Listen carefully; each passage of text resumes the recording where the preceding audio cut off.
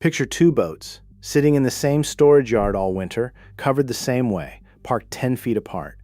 Come spring, one owner turns the key and the engine fires up immediately.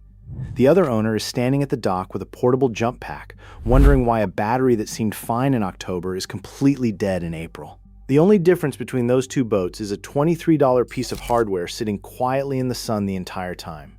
Here's something most boat owners never think to check until it's too late: the exact rate at which a battery loses charge sitting completely unused, with nothing running and nothing plugged in. That number is coming up, and it's the whole reason this fix works at all.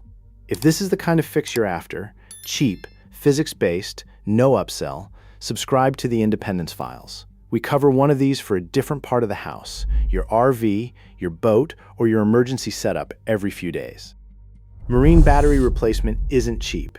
A standard deep cycle marine battery typically runs somewhere between $100 and $300, depending on size and battery type, and a fully dead battery that's been left discharged for months often can't be brought back at all. Sulfation sets in, internal resistance climbs, and what looked like a simple recharge job turns into a trip to the marine supply store instead. What makes this particularly frustrating is the timing. Boat batteries almost never fail while the boat is in use. A battery under regular load and regular charging tends to hold up fine for years. It's specifically the stretch of total inactivity, sitting disconnected in storage, that does the damage. The exact same battery that would have lasted another 2 or 3 seasons on the water can be destroyed by a single unmanaged winter of sitting still.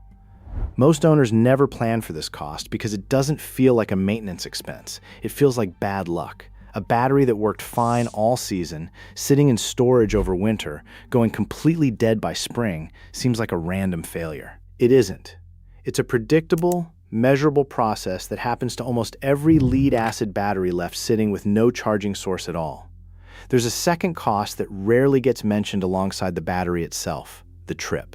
A dead battery discovered at the start of boating season usually means a special drive to a marine supply store, sometimes twice, once to buy a charger or a replacement, and again if the first attempt doesn't bring the old battery back. For anyone storing a boat any real distance from home, that's an afternoon lost before the season has even started, on top of whatever the battery itself costs to replace.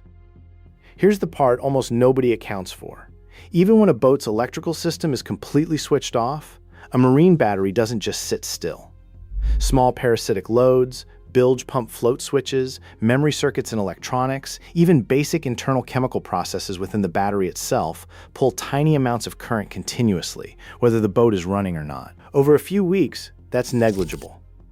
Over 4 or 5 months of winter storage, it adds up to a battery that started at a full charge and ends the season completely flat. So here's the bigger question worth asking. If a battery drains itself, just sitting there, doing nothing, all winter, every single boat in long-term storage is fighting the exact same slow leak, whether the owner realizes it or not. The question isn't whether your battery is losing charge in storage. It's whether anything is replacing what it's losing, faster than it's being lost. Think of a marine battery in winter storage like a bathtub with the drain very slightly open. It does not matter how full you started. With nothing coming in from the faucet, that tub eventually empties completely, just slower than you would expect from looking at a small drain. A trickle charger is simply a faucet running at almost the same slow rate as that drain, so the water level in the tub stays roughly constant instead of quietly emptying out over months. A small solar trickle charger does exactly that electrically. It is rated to produce a small, steady current, typically just a few hundred milliamps up to a couple of amps, depending on panel size, specifically so it can offset a battery's natural self-discharge and small parasitic loads without overcharging it. It is not meant to charge a dead battery quickly. It is meant to maintain a battery that is already close to full, indefinitely, using nothing but ambient daylight. That distinction, maintaining versus charging, is the whole reason a tiny solar panel can do a job a full battery charger is not actually designed for over long periods. A standard charger pushes a much larger current, meant to bring a depleted battery back up quickly, and left connected for months at that higher rate, it can gradually overcharge and damage a battery that is already full. A trickle maintainer is deliberately underpowered relative to a full charger, by design, precisely so it can be left connected indefinitely without needing anyone to check on it. This is not a new concept dressed up as one. Marinas, Boatyards and long-term vehicle storage facilities have used small maintenance chargers, originally wired to shore power rather than solar, for this exact purpose, since at least the mid-20th century, well before lithium electronics or smart chargers existed. The entire idea predates solar panels being affordable enough for hobbyist use, and what has changed is simply the power source feeding that same maintenance charge principle, not the principle itself. Back then, the language used for this was simpler and more mechanical. Keeping a battery on float, a term borrowed from industrial and telecommunications equipment, where backup batteries needed to sit fully charged and ready for years without ever being deeply cycled. The exact same float charging concept that kept a telephone exchange's backup batteries alive for a decade is, at its core, the same thing a $23 solar panel is doing for a boat battery over one winter, just at a dramatically smaller scale and a much shorter time frame. Hold on to that self-discharge number from earlier for a moment, because it is about to explain something that trips up a lot of first-time buyers of these panels, right after we look at where the evidence for all this actually comes from.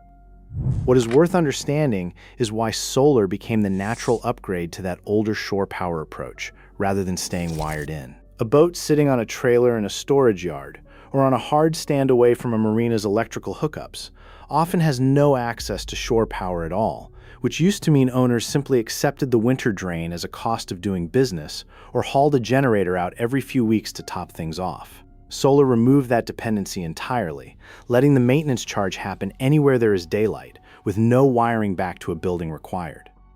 Manufacturers of marine solar maintainers, companies like NOCO, Renogy, and several others building small panel-based maintainers specifically for this use, published technical specifications confirming the same underlying design goal. These panels are deliberately built with charge controllers that cap output low enough to prevent overcharging a battery that's already full, which is the entire engineering challenge here.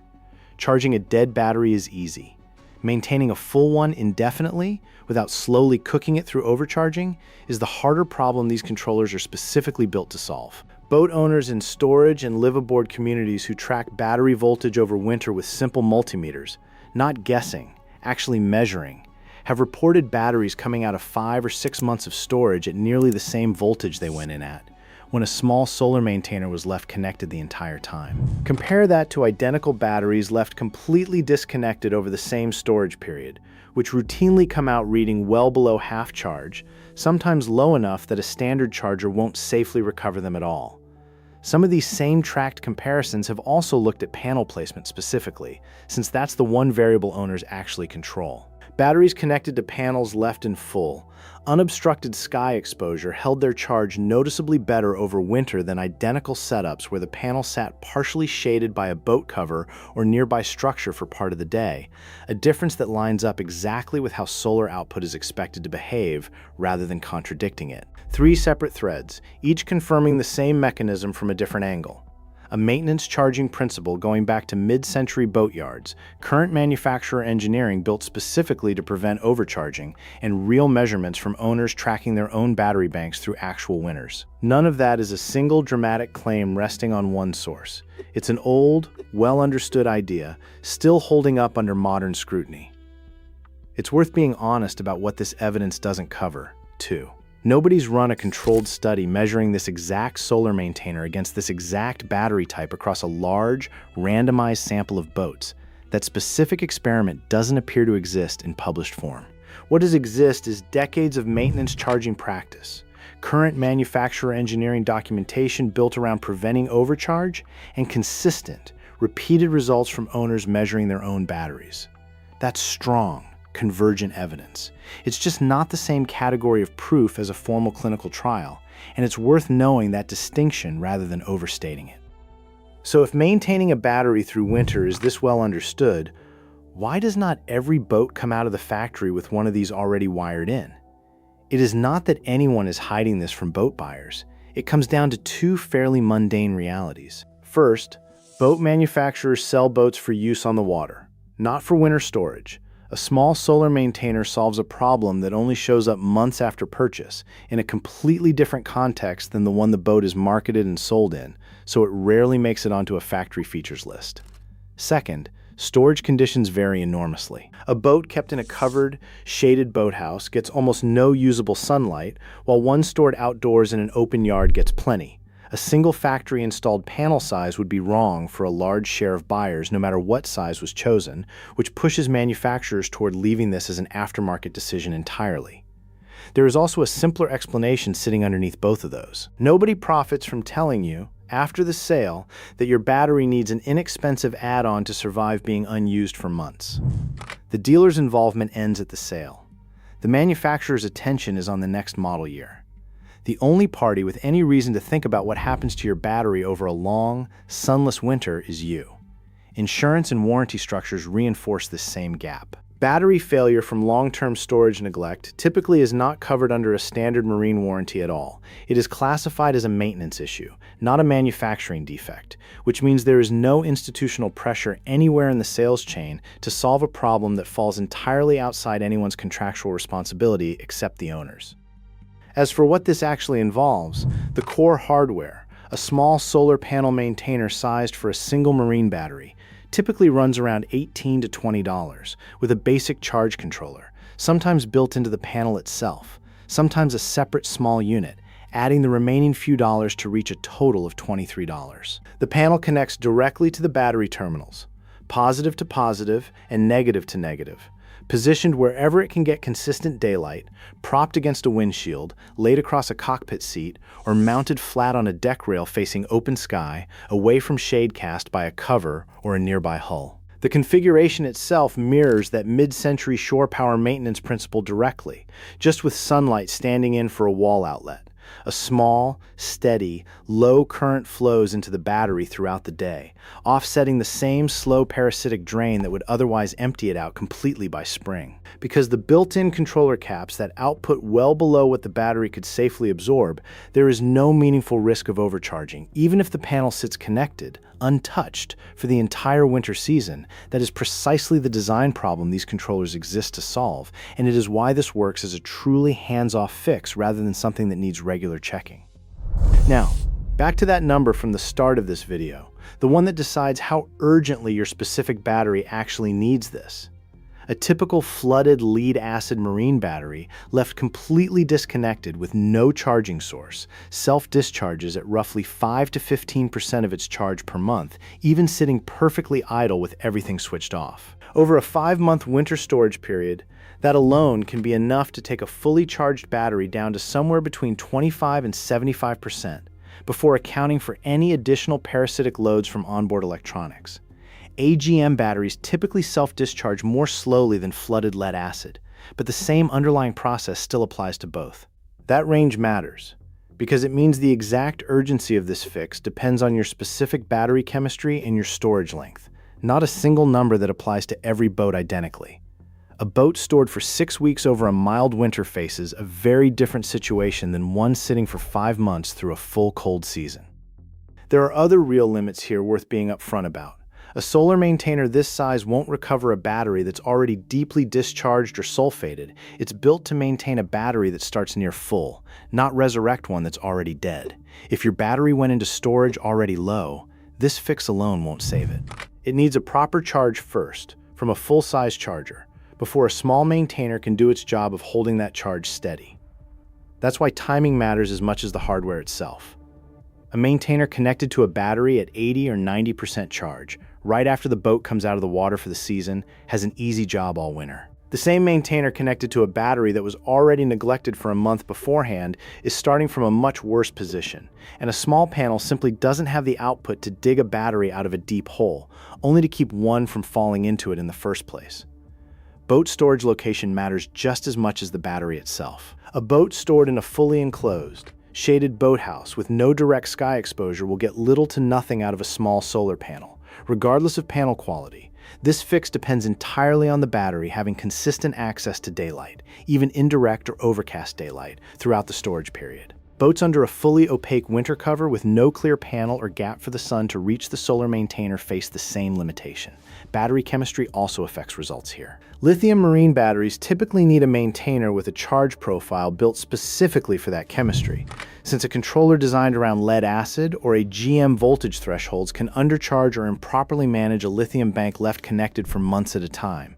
The same voltage curve that keeps a lead-acid battery safely topped off can sit well outside what a lithium battery management system expects to see. Panel size relative to battery bank size matters too. A single small panel sized for one battery won't keep pace with a large multi-battery bank feeding several onboard systems. The maintainer's output needs to roughly match what it's trying to offset, so a boat with a bigger battery bank than average may need more than one panel or a larger single panel to see the same result described here. This isn't a substitute for proper winterization of the rest of the boat's systems, and it's not being presented as one here. It solves exactly one problem: a battery slowly draining itself to nothing over winter, nothing more, and nothing less than that. Which brings this back to where it started. The same slow drain problem and the same low-cost solar answer applies just as directly to a secondary trolling motor battery bank sitting unused all winter as it does to a boat's main starting battery. It's the identical parasitic discharge happening in a different battery, solved with the exact same principle, just sized to whatever bank needs maintaining. Every boat sitting in storage this winter is losing charge, whether anyone's watching or not. The only real question is whether something small and quiet is replacing what's lost before spring arrives. If you've tried a solar maintainer on your own boat, or you're not sure whether your storage setup gets enough sun for one to matter, drop it in the comments below. I read all of them, and I'll do my best to help you figure it out.